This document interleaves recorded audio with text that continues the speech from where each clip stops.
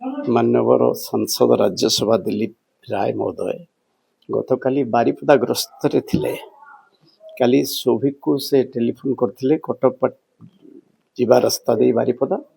काली सौभिक विशाल चौधार कटक पक्षर ओम छक जस्ट सौजन्यमूलक साक्षात करते से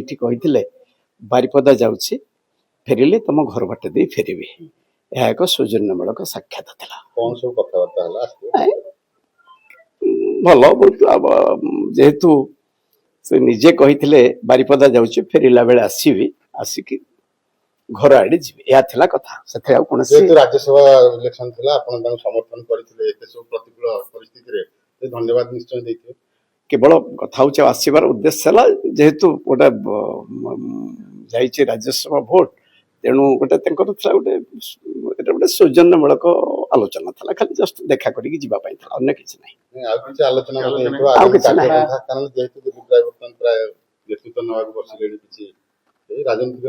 ना ना सेमती कौन से आलोचना ना से प्रकार कौन से आलोचना ना आसिले जस्ट बसी कले सौजन्यमूलक ना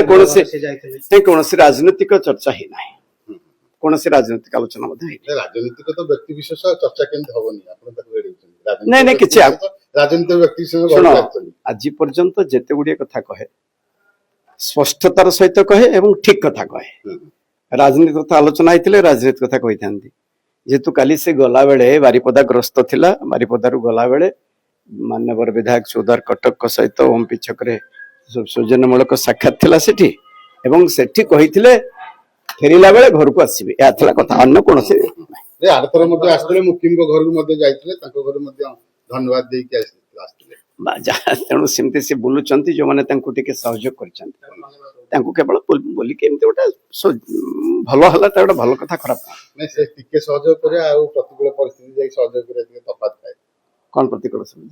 प्रतिकूल परिस्थिति सौभिक विश्वास सहयोग कर प्रतिकूल परिस्थिति ना परिस्थिति जहाटा ठीक राजनीतिक जीवन भितर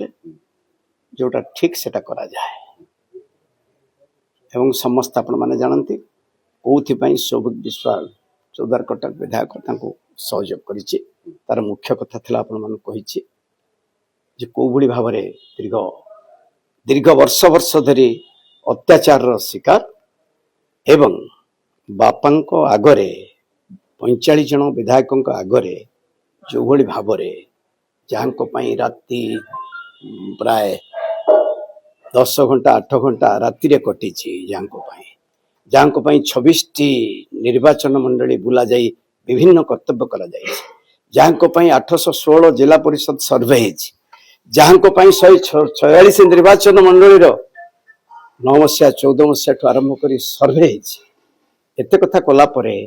जदि जड़े नेतृत्व 45 जन विधायकों सम्मुख में सौभिक विश्वाल बसी थे एभली कथबार्ता करवा केते दूर समीचीन एवं से सौभिक विश्वाल स्पष्ट कर स्वाभिमान चिंताधारा जो से दिलीप राय को सहयोग कर।